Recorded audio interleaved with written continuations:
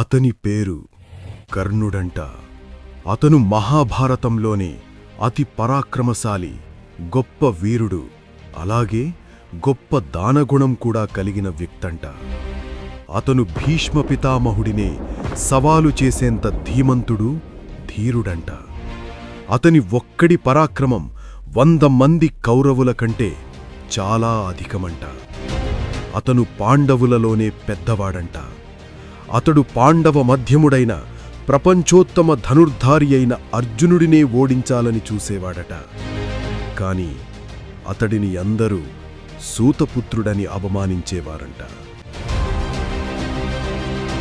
మరి పెద్దలు మంచిమాటగా దానగుణంలో, పరాక్రమంలో శత్రువుకు ఎదురుగా రొమ్ము విరిచి నిలబడే కర్ణుడిలా ఉండాలని అతనినే చూపించేంత గొప్పవాడు కదా.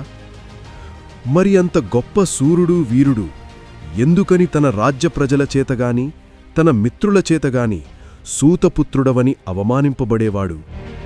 ఎందుకని? అసలు కర్ణుడెవరు? అతనంత గొప్పవాడైనా ఎందుకని అంత అవమానానికి గురయ్యాడు? అతని జన్మరహస్యం ఏంటి?